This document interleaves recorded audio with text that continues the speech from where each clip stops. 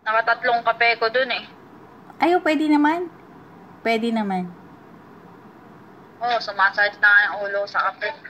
Maraming pasaheros yung sinakyan nyo?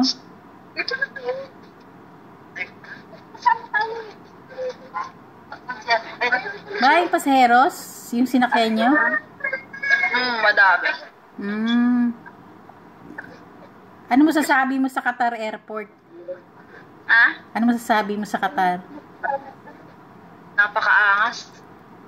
Walang-wala ang Pilipinas. Maganda ang Qatar. Maganda nga eh. Saka ano, may pag namasyal kayo dyan, may parang, yung pinasyalan ni Keisha parang, ano ba, Milan style sa Italy.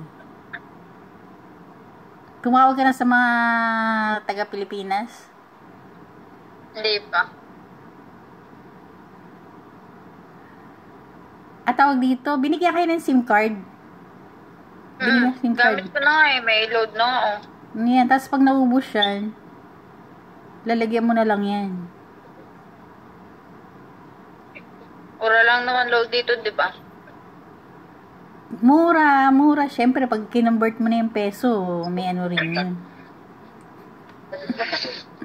Kaya nga huwag tayong magko-convert eh. Huwag ka mag-convert para hindi mo maramdaman yung ano.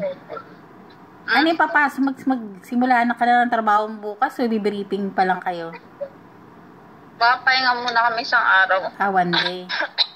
Tapos magme-medical kayo? Magpapa-medical ka pa? Di na ata. Di na? Okay. So, nandiyan kayo sa immigration? Oo. Kapila. Kukunin na namin yung baggage namin. Nakalabas ka na immigration o what? Ano ba ito eh? Immigration nga nakapila ka. Ano ka ba? O siya namin kukunin yung baggage namin. Paglabas nyo dyan, nandiyan ka pa lang sa, hindi kayo, kumbaga papasok pa lang kayo sa loob ng airport para lumabas dyan. Daming people. Siyempre, hindi ba, maunti pa nga lang yan eh. Maunti pa nga lang yan.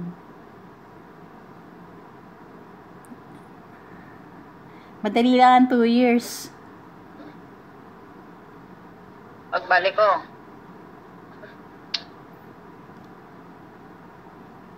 Kailan ka uwi? Tayo. 2025? Hindi naman pala umiyak yung dalawang anak eh. Hindi. Matitigas ang loob namin lahat. Tama yan. Siyempre, ba't pa iyak-iyak eh? Magtatrabaho ka nga eh. Siyempre, para sa kinabukasan eh, no? Oo. Yung tatay ang umiiyak eh.